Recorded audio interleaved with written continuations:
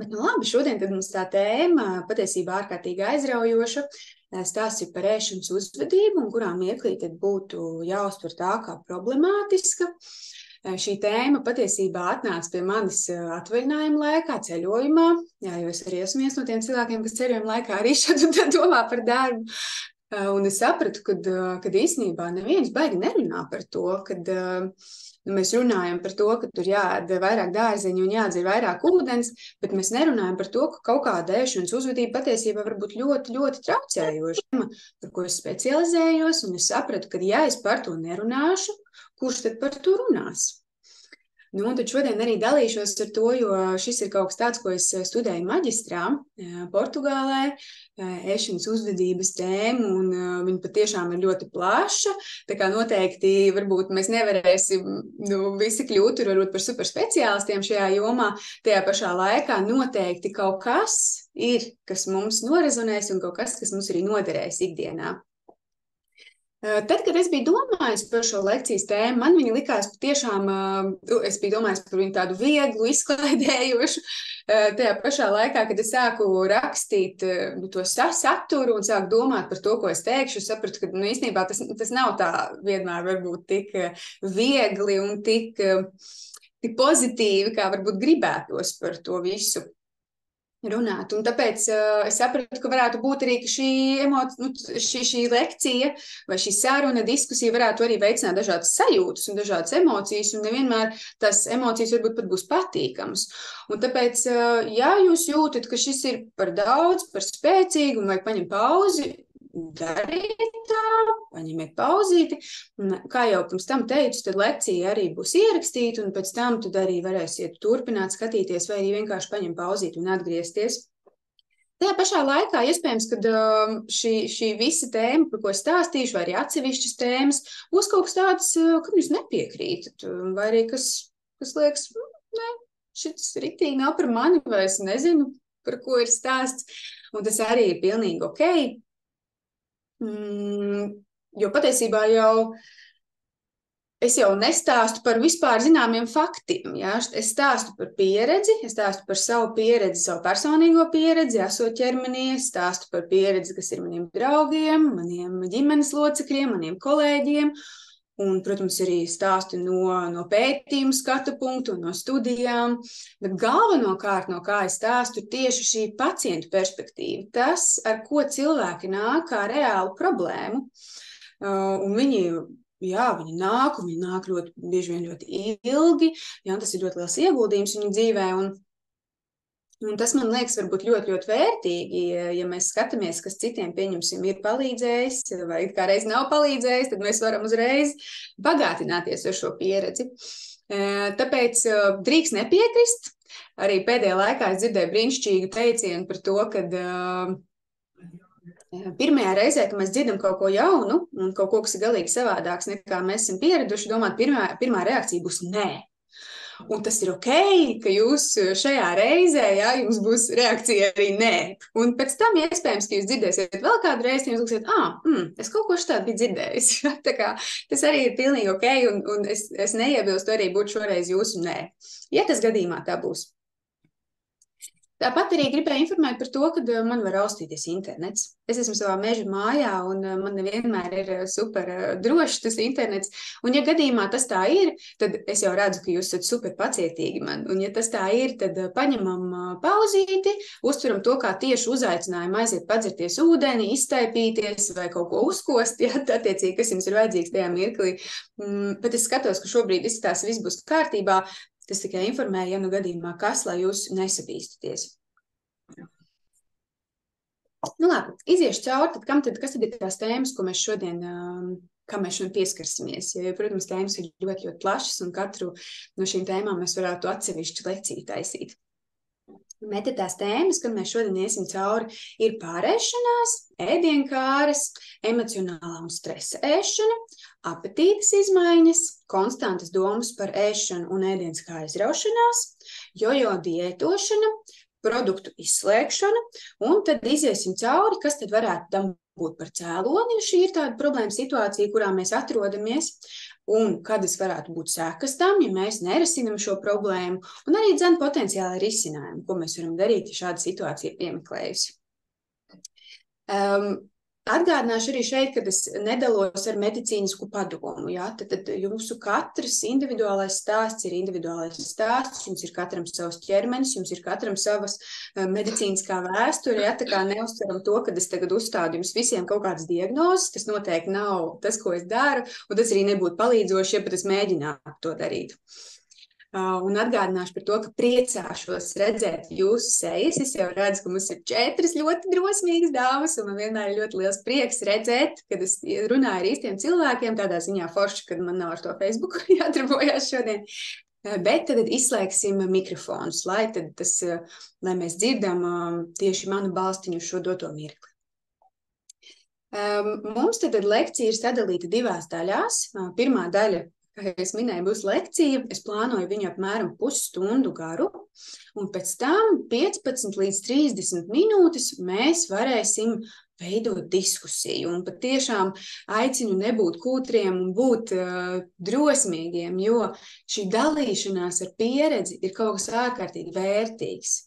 Ļoti daudz cilvēku var vienkārši izlaist problēmas kaut kādas potenciālās, ja viņi dzird par to, kā tas ir bijis citiem cilvēkiem un kādi ir viņu stāsti. Tāpēc arī lekcijas manis stāstītā laikā nekautrējamies rakstīt komentārus. Kā jums ir bijis ar šo tēmu? Varbūt jums kādam pazīstamajam, jūsu ģimenes loceklim, varbūt jūs kādam pacientam ir bijušas līdzīgas problēmas vai līdzīgas situācijas, ja, tad tiešām rakstam komentārus. Beigās arī, es domāju, varēsiet arī izteikties, ieslēdzot mikrofonu, ieslēdzot kameru, bet tad paralēli arī droši rakstam jautājumus, rakstam pieredzes stāstus, un pēc tam, pēc manas stāstītā, mēs varēsim iziet visam cauri, un arī tad dalīties ar to, kāda tad ir jūsu tā pieredze un jūsu stāsti šajā jomā. Nu labi, ķersimies, tad vērsim pie ragiem, runāsim par pirmo tēmu, par pārēšanos. Un šī patiesībā ir tāda tēma, kas ir ļoti bieži sastopama, un tas varētu likties pārsteidzoši, bet ja mēs skatāmies tādā ēšanas problēmu vai ēšanas traucējumu kontekstā, šī ir visbiežākā ēšanas traucējuma forma. Ja mēs, pieņemsim, salīdzinām ar anoreksiju un bulimiju, šī ir visbiežākā. Kā arī mana pieredze ir tāda, ka tad, kad es vadu lekcijas uzņēmumiem, man patīk iedot arī kādu aptauju viņiem aizpildīt, un šī ir viena no tām lietām, par ko cilvēki visbiežāk sūdzās, ja, par to, kad ir šīs pārēšanās. Un priekš manis tā man ir ļoti, cik jocīgi neizklausījos, ļoti mīļa tēma, jo no bakalaura laikiem, jau, kad es rakstīju bakalaura darbu par pārēšanās vai par kompulsīvo pārēšanās kā ēšanas traucējumu formu. Un man viņa patīk arī tādā ziņā, ka viņi ir patiesībā visvieglāk ārstējumi no visām ēšanas traucējumu formām, un patiešām tie rezultāti ir ļoti labi, un tādā ziņā man kā speciālistam tas ir ārkārtīgi atalgojoši. Bet, protams, ja mēs skatāmies uz to kā tādu ēšanas problēmas sūdzību, tas ir ļoti, ļoti nomācoši pacientiem, jo bieži vien ir šī te kontrolas zuduma sajūta, kas vispār, ja man liekas, ir tāds, tāda visiem klātesoša, visām šīm ēšanas problēmām klātesoša šī kontrolas zuduma sajūta, ja, kas ir, kuru gribās tieši dabūt šajā jomā. Un attiecīgi šis tad ir kaut kas tāds, kur ļoti bieži cilvēkiem nolaižās rokas, kaut kādi jauni ēšanas paradumi neizdodas, ja, un attiecīgi cilvēki ļoti bieži nāk pie manis ar šo sūdzību, un tam jau arī kā mēs runāsim vēlāk, varbūt arī tāds diezgan nepatīkams arī blaknis tam, ka šāda ēšanas uzvedība ir. Ēdienkāras un arī saldumkāras arī šobrīd ir ļoti, ļoti populārs, arī šajā aptaujā, ko es veicu uzņēmumu darbiniekiem. Ļoti bieži ir, un patiesībā, kā mēs varam raksturot ēdienkāras, savā būtībā tas nav nekas neparasts, tas nav nekas, kas ir īpašs un īpaši slikts savā būtībā, taču ēdienkāras un saldumkāras kļūst par problēmu tad, kad mēs konstanti dēļ tā noraujamies. Ja, konstanti ir tā sevi, ka mēs nespējam pieturēties, kad mums kaut kas nav kārtībā, kaut kas nav ar gribas spēku, ja? Un tad tā kļūst par problēmu. Ja? Tajā mirklī, ka tas ir kaut kāds ierobežojums, kaut kāds aizliegums, ja? Kad mēs nedrīkstam ēst konkrēti to, vai nedrīkstam ēst konkrētā laikā, vai ar to kopā.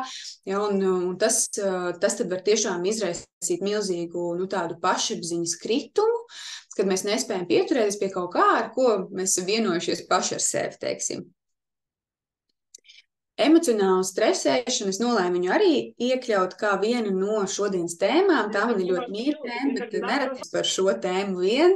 Tā kā, protams, jūs jau dzirdat, mēs diezgan ātri skrienam visam cauri, bet, ja būs liela atsaucība, jums tiešām būs interesanti un piedalīsieties diskusijās. Nav izslēgts, ka kādreiz mēs vēl tiksimies un uztaisīsim kādu tikšanās reizi online.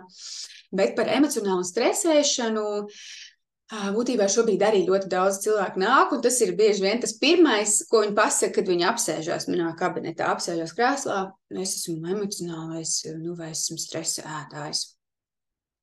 Un patiesībā jau mēs visi kaut kādā ziņā esam emocionāli un stresa ēdāji, jo mēs visi esam emocionālas būtnes, mūsu emocijas ietekmē mūsu ēdienu izvēli, tāpat tās arī stress ietekmē mūsu ēdienu izvēles, ja.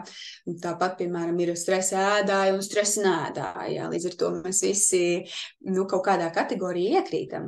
Bet tā par problēmu kļūst tad, kad mums nav īsti nekādi citi varianti, kā apmierināt savu vajadzību. Ja? Respektīvi, mums ir kaut kāda spēcīga sajūta, spēcīga emocija, mums viņa ir tik nepanesama, ka mums ir jāmēģina rast kaut kāds risinājums, ja mēs nevaram viņu izturēt. Un tad, ja vienīgais variants, ko mēs varam sev piedāvāt, vai viens no pavisam retajiem variantiem ir, pieņemsim, ēdiens, tad tas var kļūt ļoti disfunkcionāli. Un tad jau cilvēki tiešām nāk ar tādu milzīgu neapmierinātību ar šo. Tāpat arī stresēšanu. Es teikšu, ka mēs dzīvojam ļoti, ļoti spriedžpilnos laikos, un skaidrs, ka atkal šis mūsu stress, mūsu hormonu līmenis, skaidrs, ka viņš ietekmē to, kā mēs ēdam. Un tas var būt patiešām ļoti, ļoti traucējoši ilgtermiņā. Ja? Tā arī ir viena no tādām ļoti nozīmīgām tēmām, ko aizskart, ja, vai ko zināt, ka šis arī ir kaut kas tāds, kas var būt traucējoši, bet atkal savā ziņā mazās devās, ja mēs spējam to savā dzīvē integrēt, tas arī var būt pilnīgi normāli un cilvēcīgi.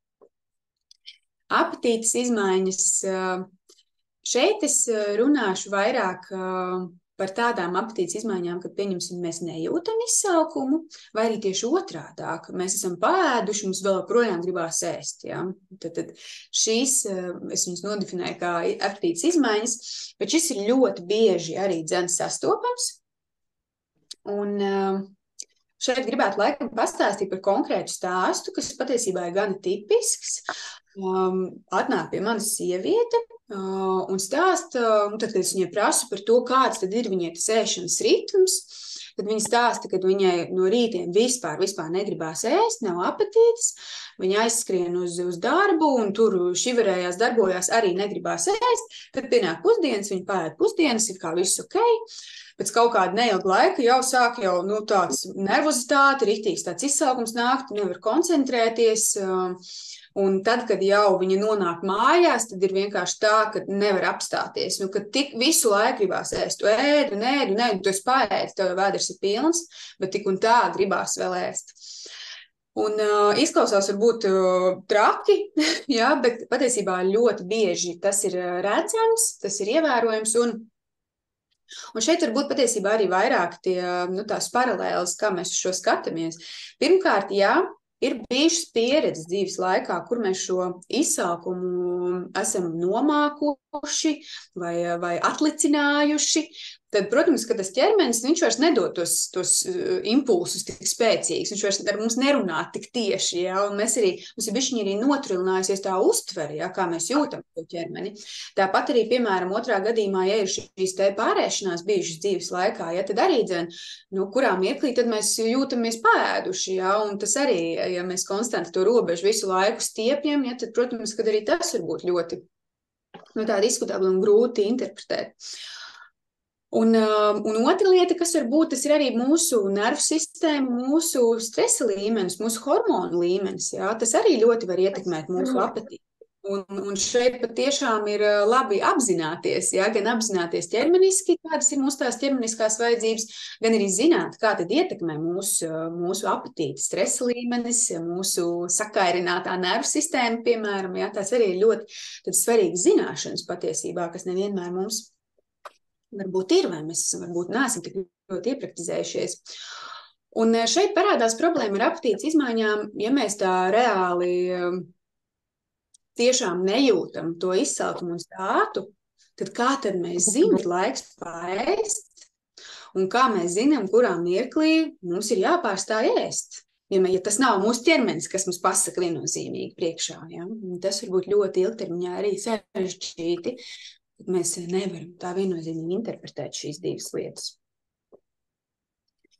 Tad vēl viena sūdzība, ar ko bieži cilvēki nāk, ir konstantas domas par ēšanu. Un bišķiņ paturpināšu pēc tam arī kā ēdienas, kā aizraušanās. Šī jau mazāk ir lieta, ko bieži vien cilvēki paši nenāk varbūt ar tādu sūdzību, bet tas jau nāk kā tā roku rokā bieži vien. Konstantas domas par ēšanu, patiesībā man nav bijis neviens pacients, kam ir ēšanas traucējumi un kam nav bijušas konstantas domas par ēšanu, ja? Jo tas ēdiens, viņš visu laiku maļās pa galvu. Tad, kad mēs strādājam, tad, kad mēs esam ar ģimeni, ar draugiem, ja, mēs nodarbojamies savu hobiju, mums visu laiku tā liekas, tāds mākonis visu laiku ap galvu ir, un viņš neliek mums mieru, visu laiku ēdiens. Un tas var būt ļoti traucējoši, jo tas nozīmē to, ka mēs nevaram to pilnu atdevi veltīt tam, ko mēs darām. Jā, vienalga, ja mēs strādājam vai vienalga tur runājamies ar kādu. Jā, tad attiecīgi mums tā prāta telpa ir aizņemta un mūsu koncentrācijas spēja ir daudz zemāka. Un tas var būt ļoti traucējoši patiešām. Un ja mēs runājam par ēdienu kā aizraušanos, tad tas bieži vien ir kaut kas tāds, kas arī nāk kopā ar šīm domām par ēdienu, bet dažkārt mēs viņu patiesībā savā dzīvē vai apkārtējā dzīvē redzam kā kaut ko pozitīvu. Cilvēks ir sācis aizrauties ar gatavošanu, piemēram, vai ar veselīgu dzīvesveidu. Viņš sāk piesakot visādiem tur profiliem, jā, influenceriem un visādiem blogiem un tam līdzīgi. Viņš sāk tur riktīgi vairoties, ja, un visur mēs redzam, ka mums tagad atkal tur ir ēdiens un tas, un tā dzīve griežās ap to ēdienu. Un kamēr tas ir mazās devās, cilvēki parasti nemeklē palīdzību. Viņi neliekas, ka tā ir problēma. Bet tas nav noslēpums, ka cilvēkiem, kam ir ēšanas problēma, viņi mēdz būt iemilzusi, tad šis ēdiens patiešām aizņem neproporcionāli lielu no dzīves telpas. Ja, un tad tā ir problēma, tāpēc mēs vienkārši zaudējam laiku un telpu citām dzīves sfērām, kas varbūt mums ir ļoti, ļoti svarīgas. Tad, ja tas notiek vairākus gadus, patiesībā cilvēki ārkārtīgi nožēlo, ka viņi ir tik ļoti daudz savas dzīves telpas veltījuši šim. Un tas ir kaut kādā mirklī arī gan jārisina, jo atkal tad tā paliek par tādu ļoti vienmuļu un ļoti vienveidīgu dzīvi, ja tas tā ir. Kaut ko gribēju par piemēru minēt šajā situācijā, bet tagad man viņš izlidoja no galvas. Nu labi, tad virsīsimies tālāk uz nākošo tēmu. Es gribu laikam izlasīt, kā mans vīrs nosauc šo, kad viņš lasīja manu lekciju pierakstus. Jau, diētošana. Nē, tā nebūs jau diētošana, tā būs jau diētošana. Varbūt esat dzirdējuši šādu piemēru vai šādu terminu. Tas, ko tas nozīmē, ir būtībā tāda kampaņa veidīga diētošana, kam ir tendence norauties, ja, vai tendence beigties, ja, un parasti beidzās, kā jau minēju, ar noraušanos. Un jā, viņa ir ļoti problemātiski. Tas nav kaut kas tāds, varbūt, ar ko cilvēki nāk kā tieši ar kādu galveno sūdzību. Mēs viņu pastarpināti ieraugam, kad īsti tas tā kā forši arī nav, jo cilvēkam visu laiku atkal krītās šī pašapziņa, tāpēc, ka viņam nesanāk, un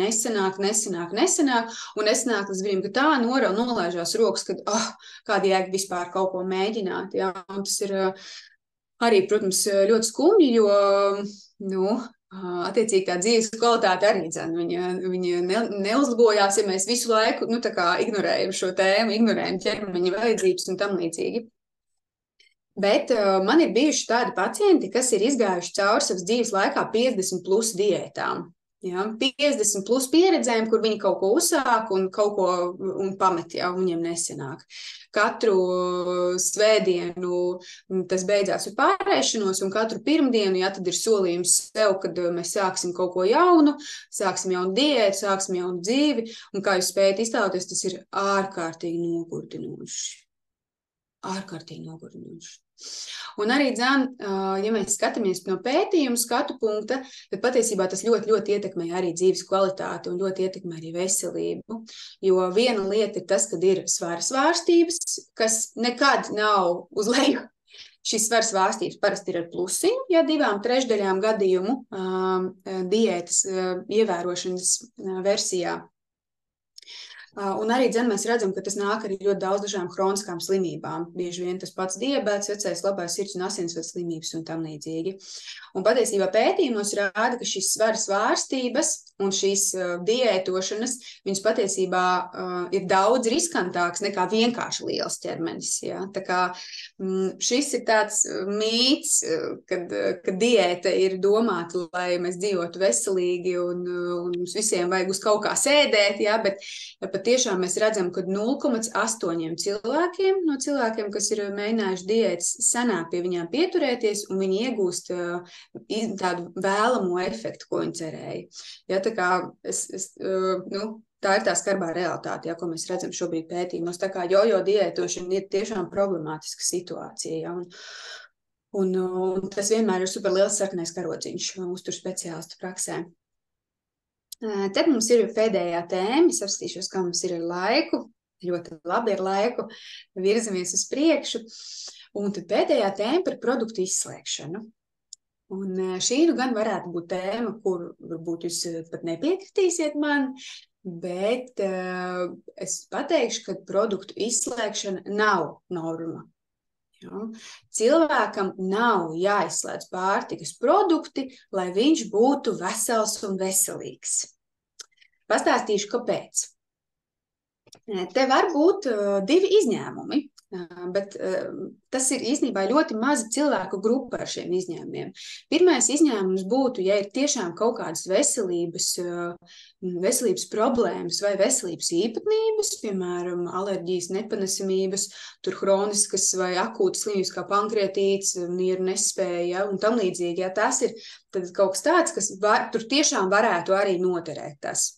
Otrs variants būtu, ja cilvēkam, piemēram, tiešām ir aizdomas par reāli kaut kādām veselības problēmām saistībā ar uzturu, tad viņš, pieņemsim, alergologu vai uzturu speciālistu vai dietologu uzraudzībā, tad ārstniecības personas uzraudzībā, mēģina izslēdzošo diētu. Ja? Tad mēģina izslēgt kaut kādus konkrētus produktus, konkrētu periodu, ļoti kontrolētā veidā patiesībā. Un, tad parasti ir gremošanas sistēmas uzlabošanos, ja, vai pašsajūtas uzlabošanos. Tie ir divi izņēmumi. Tas ir ļoti, ļoti maz. Taču jāsaka, ka šobrīd mēs ļoti normalizējam to. Mēs normalizējam produktu izslēgšanu, bet es savā praksē patiešām neierosinu. Manā skatījumā tā ir traucēta ēšanas uzvedība, jo pirmkārt, mums vajag pārorganizēties tādā veidā, kad mēs tagad kaut ko vairs nelietojam un tagad kaut ko liekam vietā. Un arī par to vietā liekšanu, ja? Ne jau vienmēr mēs zinām, ka tas, ko mēs liksim vietā, būs vismaz tikpat labs. Tas tomēr ir uzturvielas, ko mēs izslēdzam. Tas, no kā mūsu ķermenis dzīvo. Ja, tad, protams, kā tā dzīves kvalitāte neaug no tā, ka viņam samazinās uzturvielas. Tātad laiks, enerģija, nauda, uzturvielu zudums. Tas arī ir patiesībā stress ķermenim, jebkurā gadījumā kaut kādas straujas pārmaiņas, straujas diētas maiņas, vienmēr tas ir stresaini, un attiecīgi tas arī tad ietekmē mūsu dzīves kvalitāti, ja mums pieaug stresa līmenis. Tā kā šis nav kaut kas tāds, ko es savā praksē izmantoju. Ļoti daudz cilvēku ir pārsteigti par to. Viņiem liekas, ka viņi atnāks pie uzturu speciālistu, un uzturu speciālists teiks, tagad nēd šito, un nēd to, un to nēd, un šito nēd. Tas noteikti nepalīdz. Ja, kā reizi, ja jums interesē, ko tad tas uzturu speciālists dara, viņš kā reizi otrādāk no otras puses meklē, ko mēs varam pielikt tajā uzturā tādu, lai tad būtu vairāk tas uzturvielas, lai būtu garšīgāk, lai būtu interesantāk, lai būtu daudzveidīgāk. Ja? Tas ir pilnīgi tas otrs, ja? Nevis produktu izslēgšana, produktu ieslēgšana. Nu, lūk, tad tās ir tās galvenās, es teikšu, kā ir. Galvenie sarkanie karodziņi, ar ko es ikdienā strādāju, ja, kad cilvēks atnāk pie manis, kad mēs izējam cauri daudziem jautājumiem, kā tad ir, ja, kas traucē, kas ir grūti, ja šis ir tās lietas, kuras traucē, problēmas, tad, un kāpēc arī mēs tiekamies šobrīd februārī, ja, bieži vien mums neizdodas jaunajā gadā iecerētās tādas veselības pārmaiņas, ko mēs esam gribējuši. Ja. Mēs gribam kaut kā uzlabot to dzīves ritmu, ja, vai uzlabot dzīves kvalitāti un pašsajūtu un dzīvot veselīgāk. Ja ir šādas problēmas, ir tiešām grūti izmalties viņām cauri, un tur tad parasti mums pašiem tikt ir patiešām sarežģīti, jo kā jau mēs runājām, ja, tad tam ir cēloņi. Ir cēloņi, ka mēs esam iekūlušies šajā. Un nē, tā nav jūsu vaina, ka tas tā ir. Ja. Bieži vien tur ir patiesībā daudz dažādi atsevišķi cēloņi katrai no šīm tēmām. Bet galvenais cēlonis, kāpēc vispār šīs problēmas rodās, ir tieši tas, ka mums ir izmainītas attiecības ar ēdienu. Izmainītas un parasti nepārāk pozitīvā veidā, jā, varētu teikt, disharmoniskas attiecības ar ēdienu. Un tur jau var būt daudz un dažādi iemesli, kāpēc tas tā ir bijis. Taču viens no galvenajiem iemesliem, ko es esmu pieredzējusi, tas nāk no disharmoniskām attiecībām ar ķermeni. Piekritīsiet. Jo ja mēs nedomājam par ķermeni, kā mēs varam viņu uztaisīt slaidāku, jaunāku, veselāku, foršāku, enerģiskāku, ja, tad mēs parasti baigi neko neietekmējam savā ēšanā. Mēs dzīvojam kā ir un priecājamies, ja. Tas parasti sākās tajā mirklī, ka mēs sākam justies neapmierināti ar to, kā tad ir. Ja? Un tas, kas pirmais liekas kā vaininieks, tad ir tas uzturs, ja? Kad mums tā ēšana ir nepareizi. Ja? Un tad, ja mēs ēdīsim pareizāk, tad viss dzīvē atrisināsies. Es varbūt mazliet pārspīlēju, protams, bet tā dažkārt var likties. Un mēs ļoti, ļoti esam normalizējuši to, ka mēs esam savilkuši vienā ķēdītē, ja, tad mans ķermenis un kā man viņš patīk vai nepatīk, un ar to, kāda man ir ēšana. Un ja tā tēma ir tāda, ja mēs patiešām noķeram sevi, kad ir tā, ka ar to ķermeni ir tās grūtās attiecības un kad ir ar to ēšanu tās grūtās attiecības, tad, protams, ka tam ir arī sekas. Ja. Mēs redzam to, kad, ja mums šī ēšana sāk veidoties tādā veidā, kad parādās šī problemātiskā ēšana, tad bieži vien mēs neapmierinam arī tās fizioloģiskās vajadzības. Mēs nepēdam pietiekoši daudzveidīgi. Ja? Mūsu ķermenim patiesībā tas ir ārkārtīgi grūti un sarežģīti. Mums izmainās hormonu balans, mums izmainās mūsu enerģijas līmenis, mums izmainās to, kā mēs jūtamies, ja emocionālās svārstības parādās. Respektīvi, mēs zinām, ja, tad, kad mums tās fizioloģiskās vajadzības mums nesanāk apmierināt, pieņemsim, nesanāk pagulēt pietiekoši. Mēs redzam, ka mums ir ļoti grūti dzīvot forši, mums ir grūti turēt uzmanību, mums ir grūti būt labiem, foršiem cilvēkiem, veidot patīkamas komunikācijas un produktīvi strādāt, tas ir neiespējami. Un tieši tāpat arī ar fizioloģisko vajadzību, kas ir ēdiens. Ja šī tēma ir apgrūtināta, mums neizdodas apmierināt šo vajadzību, tad mums ir ļoti, ļoti ietekmēta dzīves kvalitāte. Kā arī viena no tām lietām, kas notiek ar cilvēku dzīvēm, ir tas, ka tas aizņem, kā jau teicu, šausmīgi daudz telpas. Ja? Tas pēkšņi tā dzīve sāk ar vienu griezties ap to ēdienu un ap to ķermeni un kā to un kā ar šito. Un atkal tā ir ļoti vienmuļa, ļoti tāda garlaicīga patiesībā un vienveidīga dzīve, ja mūsu laiks, mūsu enerģija griežās tikai ap šīm lietām. Tā kā tās sekas patiesībā ir skarbas, ja, un man ir ļoti daudz bijušas pieredzes tiešām ar cilvēkiem, ka ēšanas problēma ir bijuši gadiem. Laikam tāda vecākā pacienta ir bijuši 55 gadi, un tad ir ļoti bēdīgi, jo, protams, šis cilvēks ir ārkārtīgi vīlies, ka tas ir, ka tā ir, ka tā visa telpa ir bijis veltīta tieši šim, bet ja tas tā ir bijis visu dzīvi, ir ārkārtīgi grūti kaut ko mainīt. Jūs spējat iztēloties, ja sievietē no 16 gadiem līdz 55 gadiem ir šāda problēma, ja ir tiešām reāli traucēta un problemātiska ēšanas uzvedība. Un tas atstāja iespēju uz visiem, uz tuviem cilvēkiem, uz ģimenes locekļiem un tam līdzīgi. Ja? Tā kā patiesībā tajā mirklī, ka mēs varam teikt, ka mums ir harmoniskas attiecības ar ēdienu un ar ķermeni, bez kā reizi iespaidojam un iedvesmojam citus cilvēkus par to, ka drīkst un var. Un mēs drīkstam ēst tā, kā mūsu ķermenim ir vajadzīgs. Mēs drīkstam ēst tā, kā mums tas sagādā baudu, un cik mēs gribam un kā mēs gribam. Un tas ir ļoti atbrīvojoši. Un tas ir kaut kas tāds, ko es arī lielā mērā arī mācu cilvēkiem, kad nav tā jābūt. Ja mums ir grūti un mums nesanāk, tas sagādā problēmas un mēs esam neapmierināti, nav tā jābūt. Tā nav norma un pie tā var strādāt. Un, protams, ka šeit es stāstīju par gan tādām nopietnām, tādām tiešām traucējošām lietām, bet jebkurā gadījumā mēs redzam, ka šī sfēra ir traucējuša, tad ir vērts meklēt atbalstu, jo patiesībā mēs runājam par risinājumiem, bet risinājumi ir.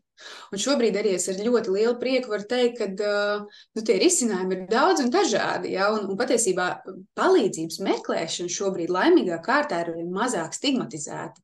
Un patiešām tad, kad mēs redzam, ka man ir vajadzīgs atbalsts, es netieku viena pati galā, mēs varam pastiept to roku un mēs varam palūgt atbalstu.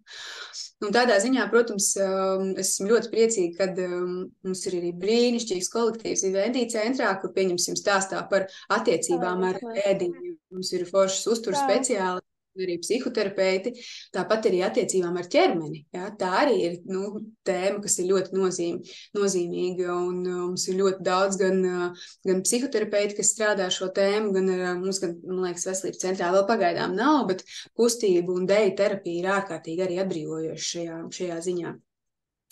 Un kāpēc tas ir ļoti nozīmīgi, kad to mēs tomēr neatstājam novārtā, jo, kā mēs zinām, pirmkārt, attiecības nav vienkāršas, neviens attiecības nav vienkāršas, tas prasa zināmas prasmes un zināšanas, un arī, protams, treniņu, Bet no attiecībām, pieņemsim, no citiem cilvēkiem, mēs varam arī attālināties, ja mums viņas galīgi nedara un galīgi nestrādā un nepatīk. Ja? Mēs varam izšķirties no sava drauga vai pat vīra, mēs varam pārtraukt draudzības, mēs varam retāk tikties ar vecākiem, un tad tās problēmas ir kā, tās attiecības tā nespiež tik ļoti spogām. Bet attiecības ar ēdienu un ar ķermeni, viņas ir tepat. Katru dienu jums vajadzēs ēst. Katru dienu jūs pamodīsieties un jūs būsiet tajā pašā ķermenī, kas jums nepatīk un kas jums neapmierina. Un nekur mēs nevaram aizbēgt no tā. Līdz ar to, protams, kā kaut vai vien tāpēc, ka tas ir kaut kas tāds, kas mums ir dienā mums acu priekšā, ir vērts padomāt par to, kādu lomu tas atstāja. Un atgriežoties par risinājumiem, kā jau runāju, tad šīs tēmas ir kaut kas tāds, ar ko strādāt var, un nevajag gaidīt, kamēr ir diagnoze ēšanas traucējumi, un tādā ziņā man ļoti patīk arī strādāt ar šo tēmu, lai arī, protams, kad jūs varat iztēloties, ka viņa ir tiešām ļoti sarežģīta, tajā pašā laikā viņa ir ļoti atalgojoša tad, kad paliek labāk. Tas tā mana sajūta, tad, kad es redzu, kad atnāk pie manis sākumā cilvēks un pirmajās nedēļās viņš ir nomākts, viņam nekas neinteresē, viņam ir grūti, viņš ir šausmīgi satraukts, viņš nāk ar kaunu sajūtu. Un pēc dažiem mēnešiem, mēs runājam par KBT terapiju, kas ir 20 nedēļas, pēc dažām nedēļām, pēc dažiem mēnešiem šis cilvēks saka, ka viņš vairs neatpazīst to cilvēku, kas sēdēja tajā pirmajā nedēļā pie manas kabinetā, kad beidzot ir parādījušās krāsas dzīvē, ka nav tikai melns un balts viss, ka nav viss pelēks un vienmuļš, ka patiesībā dzīve notiek. Un es varu viņu dzīvot, es varu sākt veltīt laiku tām lietām, kas man ir svarīgas. Es varu sākt veltīt enerģiju tām lietām, kas man ir svarīgas. Un pēkšņi es jūtu, ka vispār jau es esmu tīri ok. Ja? Tā kā tas ir patiešām brīnišķīgi man to ieraudzīt un arī, protams, arī pašam pacientam pieredzēt. Un tas, kā man visvairāk patīk strādāt ar šīm lietām, ir caur KBT terapiju. Varbūt esat dzirdējuši angļu valodā CBTE. Tad Cognitive Behavior Therapy Enhanced, kas būtībā ir terapijas veids, kas strādā tieši ar attiecību uzlabošanu ar ķermeni un ar ēšanu. Un, protams, jāsaka, ka jābūt pietiekoši slikti, lai cilvēks būtu gatavs šo terapijas kursu uzsākt, jo viņš ir ļoti intensīvs, viņš prasa daudz laika un daudz enerģiju, un, protams, arī finanses, bet ja tā tēma patiešām ir traucējoša, tad man liekas, ka tas ir vislabākais ieguldījums, kas cilvēkam var būt dzīvē. Tā kā tas ir tas, ar ko es strādāju, un man bija ļoti liels prieks, kad es varēju padalīties arī ar jums šovakar ar savu tik mīļu tēmu, un patiesībā tēmu, kuru es nezinu, kā jums ir, bet manā burbulī es konstanti dzīvoju dzīvi, un es redzu, ka cilvēki ritīgi cīnās, ja, un dažreiz viņi pat ir ritīgā sajūsmā kaut kādā mirklī, kad es viņu satikusi, viņi ir jauna diēta, kaut kādā atraduši, viņi stāst, un tu liels, un tev ir tāds, ok. Un tu jau zini, ka pēc nedēļas atnāks un stāstīs, ka viss ir atkal slikti, ja, vai ir kaut kāda emocionālās ēšanas epizode bijusi, vai arī kāds pārēšanās. Jā, vai, teiksim, kaut kā tās pašas aizraušanās ar ēdienu, jā, ka patiesībā, jā, forši, ka tev ir jauna aizraušanās, bet, ja tu redzi to lielo bildi, es jau vienmēr redzu, bet man ir profesionāls kretīns, es vienmēr redzu, ka tur ir arī potenciālas problēmas aizpugurē. Un tad, attiecīgi, tu jau neārstē savus draugus, un tu neārstē savus ģimenes locekļus. Tas nav mans uzdevums šajās attiecībās, ja, bet tāpatās tu skaties, un tev liekas, jā, bet tas nav palīdzoši, ja. Es redzu, jo es strādāju ar cilvēkiem, kas tieši ar to cīnās. Tā kā priecāšos arī dzirdēt jūsu stāstus par šīm tēmām. Es skatos, ka man ir patreiz 2 komentāri, bet es esmu 35 minūtes veltījis mazliet vairāk nekā es biju iecerējis, bet es ceru, ka bija kaut kas, kas jums arī noderēs no šī visa. Un tā kā šī nosaukums šai mūsu tikšanās reizē bija lekcija diskusija, tad es ar godu pārēju uz diskusijas daļu un patiešām priecāšos dzirdēt jūsu jautājumus un jūsu pieredzes. Bagātināsimies katrs no tām. Un tad es domāju, kad biju paredzējis līdz 7:30 šodien strādāt, un mums bija tik liela aizkavēšanās, tāpēc es domāju, vismaz 15 minūtes, ja mēs esam gatavi pastrādāt, un ja vajadzēs, tad arī 20, 25, ja, tā kā esat atvērti, nekautrēties, es domāju, īpaši arī šajā Zoom platformā, kur mēs redzam, ka tiešām tie ir īsti dzīvi cilvēki ar savu pieredzi, ar saviem stāstiem, ja, tad es priecāšos dzirdēt jūsu stāstus. Paskatīšos, kas man notiek komentāros. Viss kārtībā.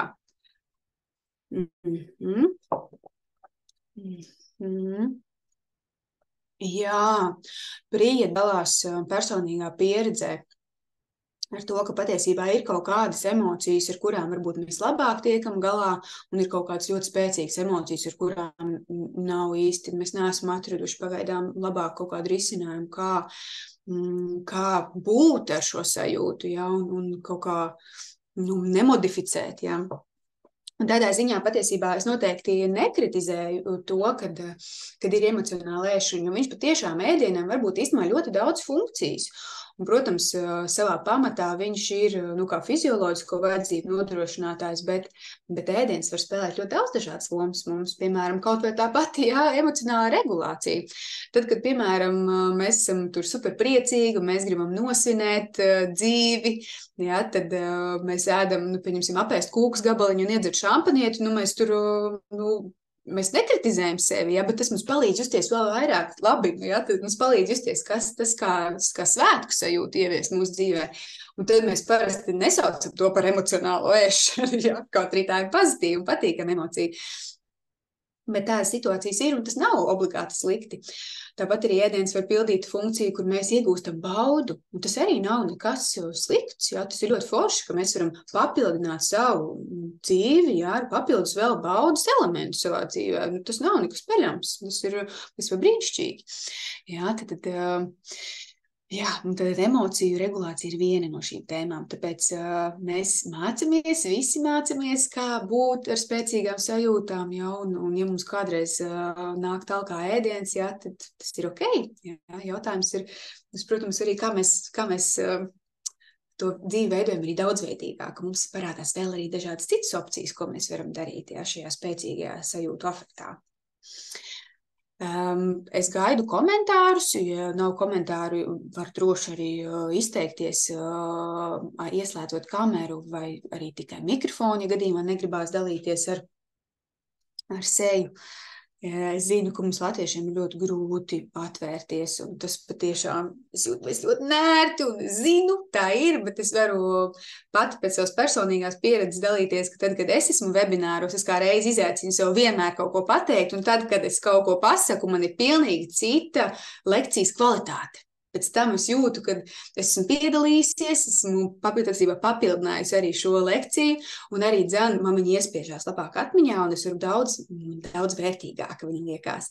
Tā kā, ja jūs spējat, es nezinu, kas jums ir vajadzīgs, varu piecelties kājās, iztaipīties, piedalīties, un padalāmies, jo tas tiešām būs ļoti, ļoti vērtīgi gan jums, gan arī citiem.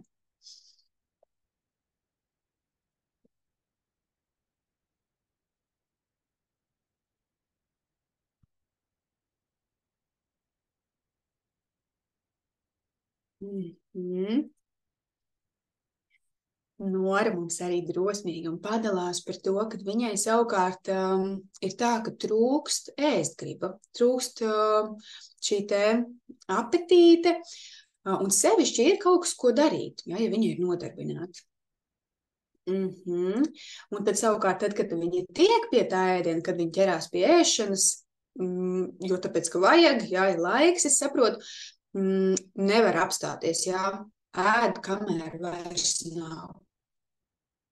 Paldies, Nora, patiešām šādām lietām nav bieži vien viegli dalīties, ja tajā pašā laikā mēs tā bišķiņ tādi pionieri patiesībā, jā. Reti, kad mēs uzdrošamies runāt par šīm tēmām, bet viņas ir tik nozīmīgas un tik ļoti var ietekmēt mūsu dzīves kvalitāti. Un paturpinot un padaloties arī ar citiem stāstiem, ko Nora stāsta, patiesībā, jā, tas nav neparasti. Jā, un kā jau teicu, tam varbūt vairāk iemesli. Šodien gribētu varbūt arī bišķiņ iedzināties arī par to nervu sistēmas ietekmi, jā, kā tas var būt. Jo, pieņemsim, šobrīd Nora stāsta par šo situāciju, kad kamēr viņa ir nodarbināta, jā. Un mums interesanti, ka šī mūsu nervu sistēma arī regulē mūsu izsalkumus ātrumu, mūsu hormonu līmeņus. Un tad, ja mēs patiešām esam aktīvi nodarbināti, parasti mēs nedomājam par ēdienu. Mums nav tā, ka mums tas signāls, viņš ir tur ieslēgts, teiksim, tā poka nav ieslēgta. Bet tas nenozīmē, ka tajā mirklī ķermenim nevajag ēst. Un šajā mirklī, kad mēs esam aktīvi, mēs varam teikt, ka mums ir šī simpātiskā nervu sistēma iedarbināta. Un šī simpātiskā nervu sistēma būtībā viņas uzdevums ir darīt produktīvi, ejam, jā, tad močījam, jā, tā ir tā simpātiskā nervu sistēma. Un mums ir arī tā otra nervu sistēma, kas ir parasimpātiskā, kas būtībā ir relaks, gremo, atpūties, pačilo, jā, tad, atpūšamies nervu sistēma. Un normāli cilvēkam abas šīs nervu sistēmas ir, un viņas savā starpā tā kā šūpolītes, jā, tā kā darbojās. Un, protams, kā, ja mūsu dzīve ir šitā te, kur ir tā simpātiskā nervu sistēma, kur mēs visu laiku daramies, ņemamies, darbojamies un tam līdzīgi, tas nav ēst. Šitas ir tieši anti-ēst. Tas ir bēdz no tīķeri, ja, vai cīnies ar tīķeri. Ja, tur mēs nedomājam par galda saklāšanu un skaistu sveču iedegšanu, ja, tur kā smukāk uzservēt. Nē, tas nav tas, par ko mēs domājam. Bet kaut kādā mirklī, saprot, tam balansam arī ir jābūt. Mums ķermenis nevar būt tikai viss šitan, jo tā ir tā izdegšana, par ko visi šobrīd runā. Ja. Kaut kādā mirklī mums tā šūpolīte arī nostājas otrā pusē. Ja cilvēkam beidzot parādās laiks, ja, un ieslēdzās šī parasimpātiskā nervu sistēma, kas kā reiz iedod signālu gremo. Ir laiks, ja, mums ir iespēja beidzot paēst. Ja. Dažkārt, mēs arī varam viņu ieslēgt ar tieši ar ēšanu, ja, kas arī mūs iemet tajā otrā šūpoles galā. Un tajā mirklī ķermenis saprot, man riktīgi trūkst enerģija. Ja? Mēs esam riktīgi bijuši aktīvi, darbīgi, ja? Mums ļoti, ļoti daudz patērējuši esam enerģiju, un mums šobrīd vajag atgūt to, ko mēs esam iztērējuši. Un tajā mirklī mums vienkārši pilnīgi nav šī sāta, ja? Tāpēc, ka mums ir tāds iekrājis tā kā caurums, ja? No tā superaktīvā perioda. Tāpēc tas ir arī tāda zināšanas par to, kā strādā mūsu nervu sistēma, un arī iemācīties sadarboties ar to, lai mēs spējam arī apmierināt savas fizioloģiskās vajadzības, un tas patiešām prasa gan zināšanas, gan prasmes. Tad mums dalās vēl šovakar dalībnieki. Jā, var arī tā būt. Ēdinam arī viena no tām funkcijām ir tas patiešām, kad viņš arī tā kā uzbūs to mums bišķiņ.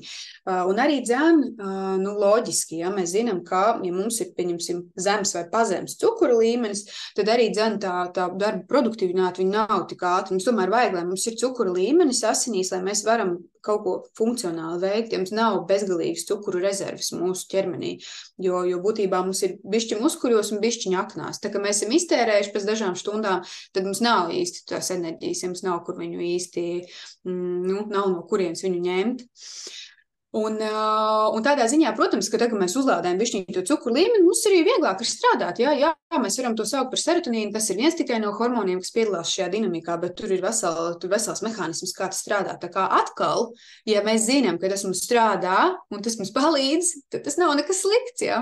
Atkal, tas var ievilkties kā problēma, tas ir vienīgais, ko mēs varam darīt, jā. Un ja tas tiešām jau mēs iet pāri robežām mūsu fizioloģiskās vajadzības apmierināšanai. Ļoti interesanti. Liena arī dalās, ka pēc tādas noskriešanās ir vēlme kožļāt, tad žokļu kustības, lai mazinātu spriedzi. Paldies par šo komentāru arī, Dzen.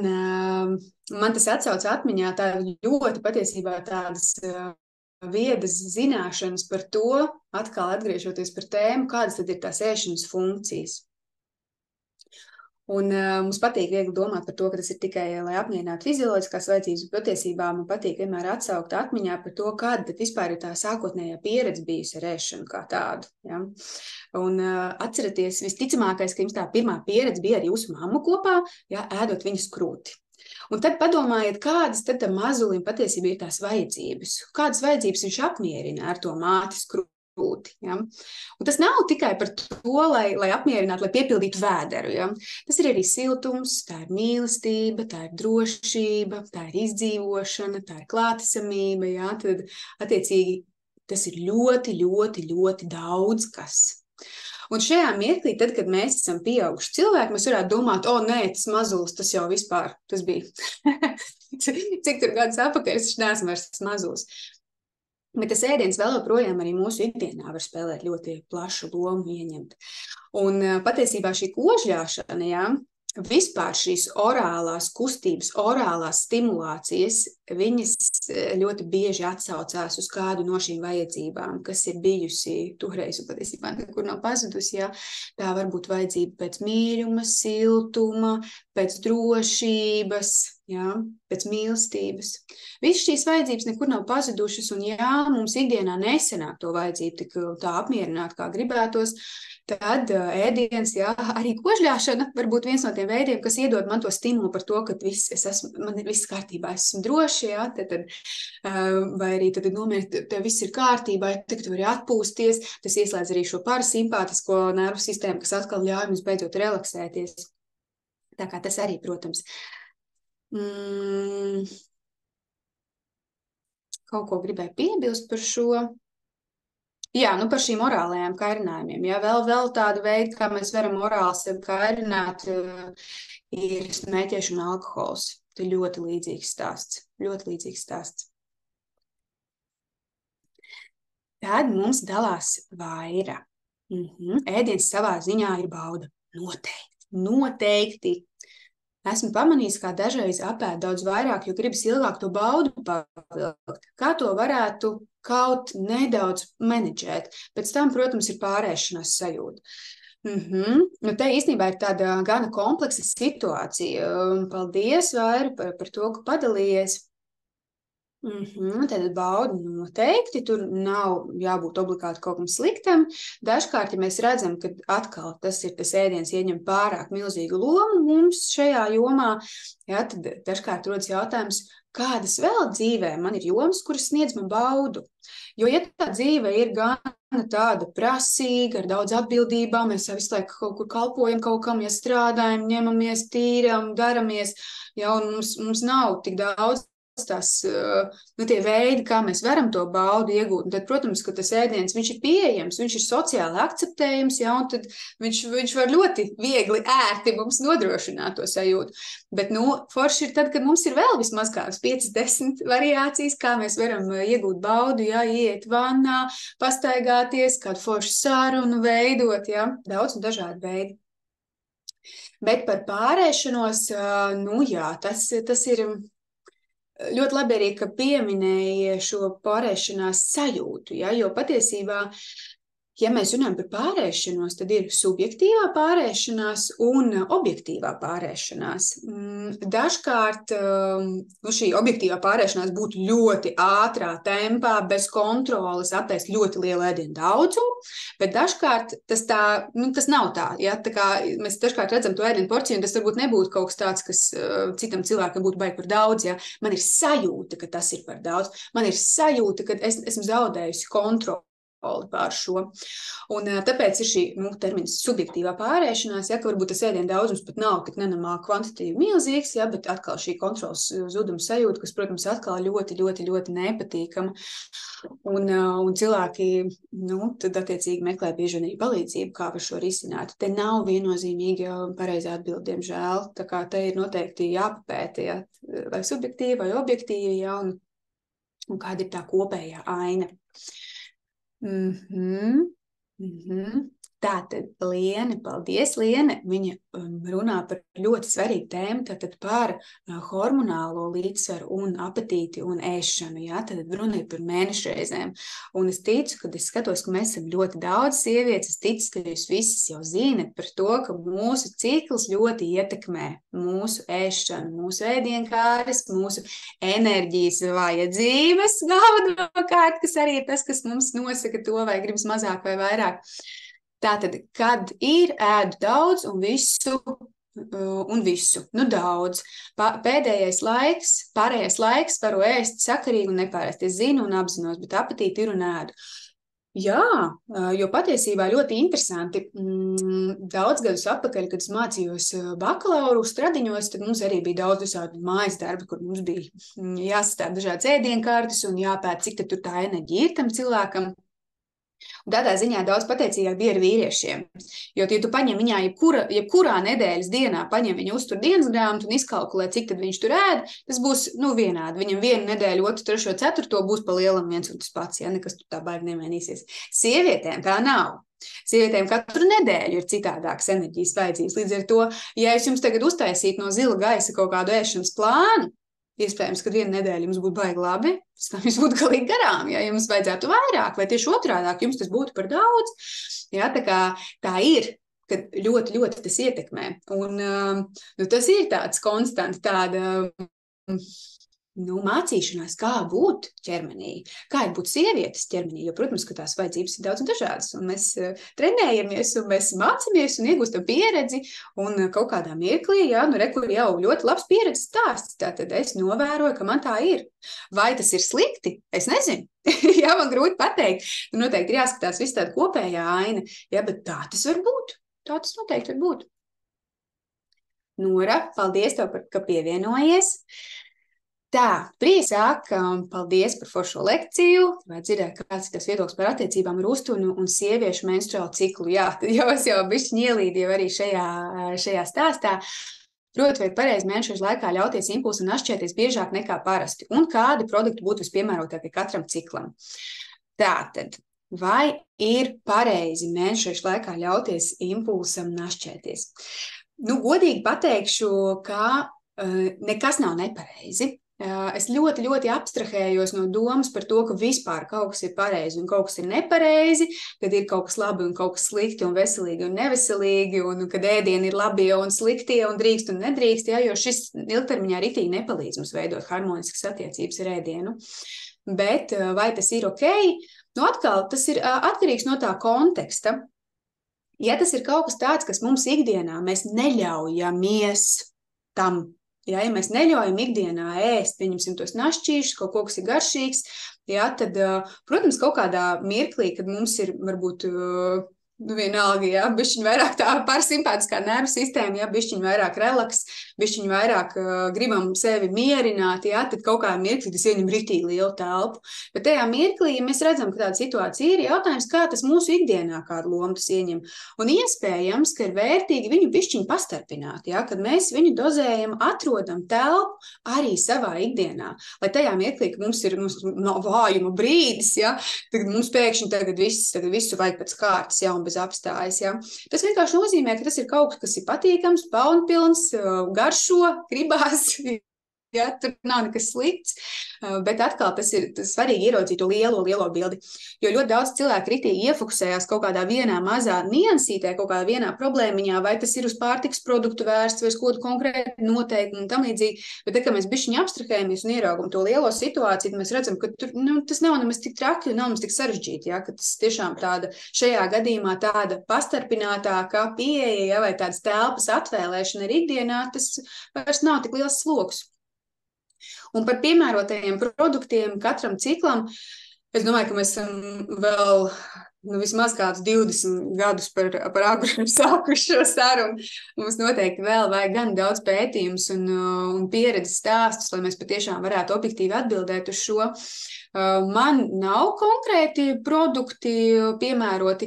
Es personīgi varbūt par sevi zinu, bet tas arī ir tāds never ending story, ja, kur es sevi pētu. Līdz ar to tas noteikti nav kaut kas tāds, kas varētu attiekties arī uz jums. Ja, un es pieļauju, ka varbūt atkal pēc 10, 20 gadiem mēs varēsim būt pionieri un sākt šīs tēmas riktīgi aprunāt. Ir jau cilvēki, kas runā par to patiesībā.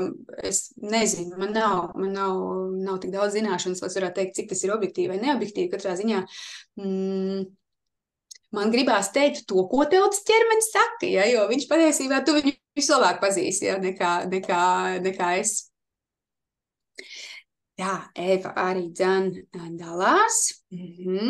Paldies. Tātad viņi stāsta par pusaudžiem. Ko pusaudzim apēst starp sporta spēļu periodiem? Starplaiks ir 5 minūtes. Ļoti sarežģīti. Vajag ātru enerģiju, bet lai nepaliek slikti spēlēt florbolu. Vispār sporta uzturs, tā ir tāda plaša tēma. Es noteikti neuzdošos par superspeciālistu šajā jomā, bet es zinu, ka cilvēkiem var būt grūtības samanedžēt šo enerģijas vajadzību, ja ir tāda intensīva fiziskā slodze. Pusaudzis, jā, tādā ziņā, ja ir tāds ļoti, ļoti profesionāls sports, tad mēs neliekam viņu vienā čupiņā ar veselīgas dzīvesveids. Tas nav bieži vien, tas ļoti grūti apvienojums ar veselīgu dzīvesveidu. Šajā gadījumā izklausās vairāk, ka tas ir tāds amatieru sports varbūt, tā izfilozofēja savā galvā. Un jā, tad starplaiks ir tiešām ļoti īs. Ņemot vērā, ka florbols, tas ir vairāk, tomēr tā ir tāda kardioslodze, ja, tad vairāk tieši uz enerģiju balstīta, un tad tur vajadzētu kaut ko, kas ir relatīvi ātra enerģija, ja, un te atkal nebūs viena pareizā atbilde, ja, vairāk fokusēties tieši uz ogļhidrātiem, vai tas ir batoniņš, ja, vai kaut kas, nezinu, tur ir tās želejas, pieņemsim, ja, kas var ātri iedot arī enerģiju, tas varētu būt banāns, ja, un ir svarīgi, ka tas ir tātad pietiekoši daudz enerģijas un pietiekoši koncentrēti, jo olbaltumvielas un tauki, viņi lēnāk sašķelsies, viņi ilgi stāvēs kuņģī, un tad gan varētu būt slikti, ja. Bet enerģija, tad, respektīvi, ogļhidrāti, tiem diezgan ātri ir pārstrādājis, mēs viņu efektīvi varam arī izmantot. Tas būtu tas, uz ko es ieteiktu fokusēties. Jā, un Eva arī dalās par to, kā ir, kad ir mēnešreizes, ja, ka patiesībā, kad ir PMS, ja, vai pirmsmenstruālais sindroms, kad vienkārši zirgu varētu apēst. Savukārt pēc mēnešreizēm pat vairs neko ēst negribās. Jā, un jūs nevarat iedomāties, cik nenormāli daudz enerģijas aiziet tam ķermenim, lai viņš varētu noārdīt ar to ārējo apvalku. Tas ir tāds process un tik forši, ka viņš kaut ko tādu dara priekš mums. Mēs esam tādā ziņā, man liekas, mēs esam reāli superheroji. Domājieties tādu vispār funkciju, kā radīt pēcnācēju. Es teikšu, ka varbūt ne visiem to gribās vajag un ne visi arī var patiesībā, bet tas jau vien, ka mūsu ķermenis kaut ko šitādu var vispār paveikt. Tas ir vienkārši ārprāts. Un ja tas nozīmē, ka mums jāuzēt bišķi vairāk našķīši, tad ok. Jā, tas ir to vērts noteikti. Kā izvērtēt, vai gandrīz pusaudzis pietiekami mazēšanas sakarā un vai ļaut tieši pretēji ēst, cik prasās? Paldies. Paldies, Ilze, par jautājumu. Jā, ar bērniem vispār ļoti interesanti. Atkal es neuzdošos būt spečuks bērnu jautājumā, bet, ja mēs tā pietiekoši novienkāršot uz šo tēmu paskatāmies, tad bērniem ir ļoti interesanti, tāpēc, kad ir periodi, ka viņi neēd gandrīz neko, ja, kad man nevajag, negribās, ja, un ir kaut kādi citi posmi, kur vienkārši tur pilnīgi bez bremzēm.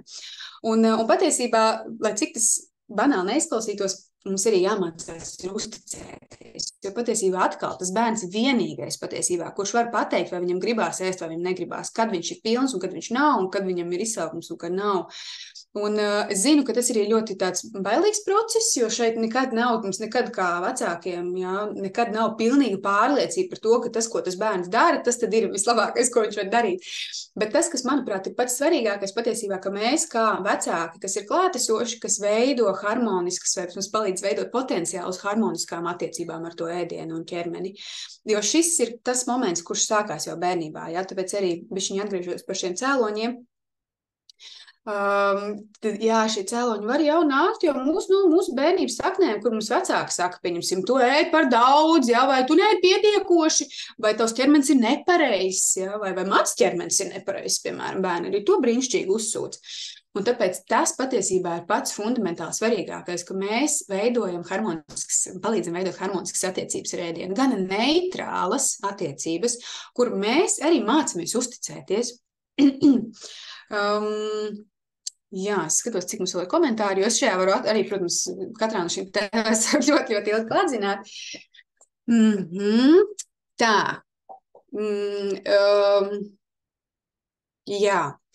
Tur ir ļoti foršs Instagram konts, kam pasakot attiecībā par ēdienu, par bērnu barošanu. Tas man ļoti palīdz. Bet tā kā mēs ar Ilzi esam pazīstams, tad es domāju, ka es viņai vienkārši padalīšos ar šo kontu un iespējams, ka tas viņai arī palīdzēs veidot tādas atbalstošākas attiecības, organizējot ēdināšanu mājās. Nu labi, tātad vairāk jādodās. Paldies, ka piebiedrojies. Tad mums ir Valentīns. Piedod, Valentīns, es ceru, ka tu nejūties izslēgts šajā visā sarunā, jo mēs ļoti daudz runājam. Es uzrunāju sieviešu dzimtē bieži vien, un arī mēs runājam daudz par menšreizēm, bet dosim arī tev telpu. Paldies, ka padalies ar savu stāstu vai jautājumu. Kā ir jālieto zāles vairogdziedzerim, arī svārstās ēdienu daudzums un dažādība. Liekas, ka dažreiz nevar apstāties un it īpaši kāru uz saldumiem. Ko darīt? Paldies vēlreiz, Valentīna. Īstenībā ļoti interesanti, ja mēs runājam par vairogdziedzeri, tas ir tas tipiskais, varētu teikt, tāds problēma izraisītājs, ja mēs runājam par izmaiņām vielmaiņā. Tas ir pirmais, ko mēs skatāmies cilvēkam, tad, ja ir straujas svara svārstības, ja ir milzīgi nogurumi, vai tieši otrādi hiperaktivitāte pēkšņi parādās. Tas ir pirmais, ko mēs skatāmies. Un tad, protams, ka arī atkarībā no tā, cik ir aktīvs šis te vairogdziedzers un šis hormonālais fons, tad arī ļoti mainīsies tas, cik mums ļoti gribās ēst un kāda ir mūsu enerģijas patēriņš. Diemžēl arī, ja ir hroniskas vairogdziedzera problēmas, tas nozīmē, ka zāles jālieto visu dzīvi.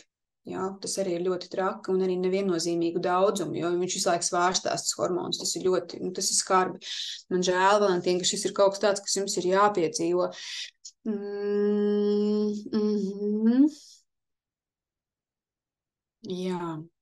Es gribētu, lai es varu iedot objektīvu medicīnisku padomu šajā sakarā, bet noteikti ir jāredz viss tas kopējais fons, kāpēc ir tas ēdienu daudzums ļoti mainīgs un kāpēc nevar apstāties un kāpēc ir īpaši kāri pēc saldumiem.